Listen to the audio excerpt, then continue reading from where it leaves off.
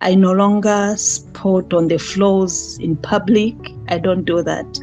I wear any colors of my choice. I don't mind the colors. I don't mind going to any public gathering. I go there, I move around like a normal human being. And the biggest of them all is that I no longer eat soya. From that day, that was the 3rd of January. Today is the 4th of April. I've never taken soya. The craving is gone. I am free.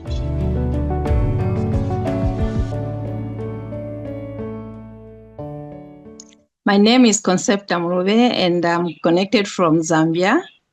So my testimony goes back to 2022 when I started eating soya. It became a habit, an addiction that I couldn't control myself. I started eating soya, like the minimum I would eat it would be like twice in a week, but sometimes it could be every day. The few days that I would not eat it, it's because I was consumed with guilt. That's why I would skip. But the urge was so much. I tried to pray for myself, but to no avail. So this addiction has really troubled me. It brought a lot of misery. As I ate that soya, I started experiencing certain things that was not in my life, such as heavy bleeding during my monthly periods. I also experienced constipation and bloating to a point whereby people mistook it for pregnancy. It was very sad and I was miserable. So for the heavy bleeding during my menses, as I woke up in that particular morning, you find that blood is actually oozing from my body, like on the floor. It was too much. So that is me. And I'm from waking up. Those are the days I would be from waking up and blood would just be oozing. You can even see that there'll be clots and just blood like that. Until after some time, that's when I'll kind of stabilize and I have to start cleaning myself. That was the effect of that addiction of eating soya on me. I could, even when I go in public, I was very cautious. I had to be very cautious of myself where I sit. Sometimes I avoided the public altogether because I didn't want to be embarrassed like that. Even at work, usually I would even ask for Mother's Day just to avoid such embarrassment. The other problem that brought me this platform was also nightmares. They constantly came, like almost on a daily basis. I'll have very bad dreams. I'll see snakes. I'll see myself failing to do things that I'm not even supposed to fail. Like, let's say I'm supposed to cross a river, but I'll fail. Sometimes I'll fall in a pit. Those dreams really disturbed my life. And as a person, I really got disturbed because I kept on thinking about what was really happening in my life. This went on and on until one day I found myself browsing through the Facebook. And as I kept on browsing, I started seeing people's testimonies, healing, deliverance.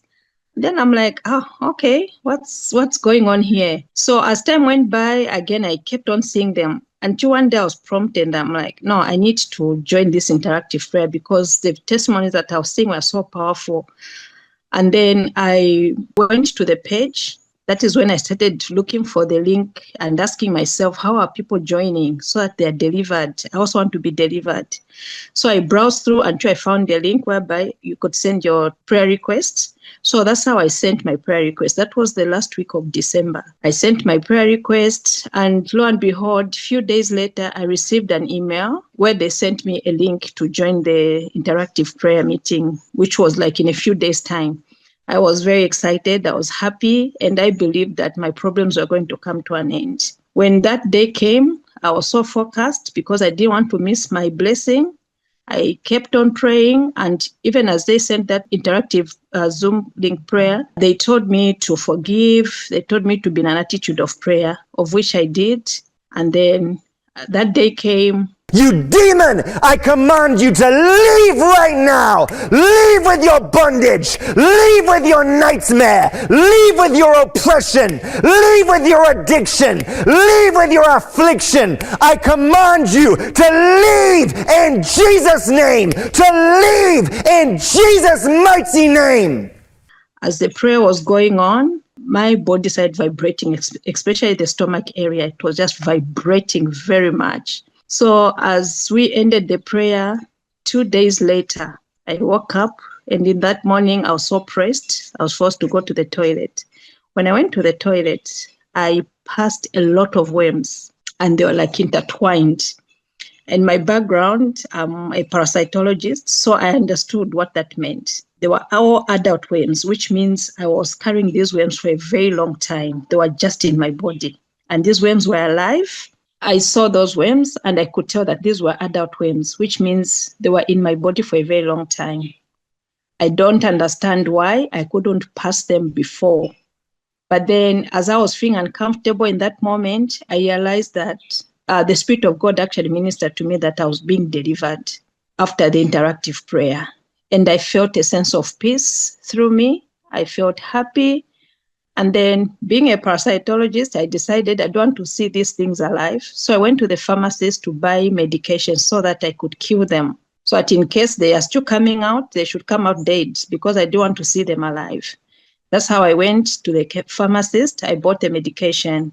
2 days later, I was pressed again. I went to the toilet and I passed a lot of worms again. But this time they were dead. I kept on praying God that I am free, because before the interactive prayer, these worms were just there. They were not coming out. I'd taken some deworming before, but still they didn't come out. But I thank God that after the interactive prayer, all these things were flushed out of my body. And at that moment, the bloating had disappeared. And I realized that even though the bloating was also influenced by the worms, the bleeding also, it went down. I started bleeding normal. And I can testify that from 7 days, I reduced to bleeding 4 days with normal flow. I no longer spot on the floors in public. I don't do that. I wear any colors of my choice. I don't mind the colors. I don't mind going to any public gathering. I go there, I move around like a normal human being. And the biggest of them all is that I no longer eat soy. From that day, that was the 3rd of January. Today is the 4th of April. I've never taken soy. The craving is gone. I am free.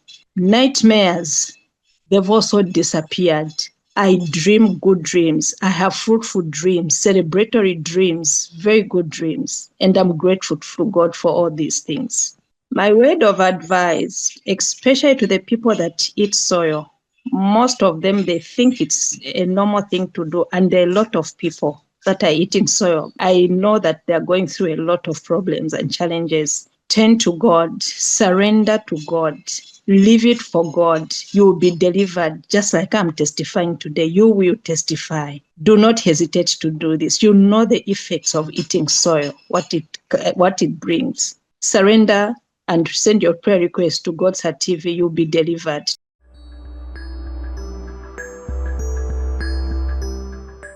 Cuando el hermano Chris comenzó a orar por mí, yo comencé a temblar, el espíritu ya estaba y comencé como a querer vomitar. Comencé a sentir la presencia del espíritu. Luego sentí que algo caliente cayó sobre toda la parte trasera de mi cuerpo.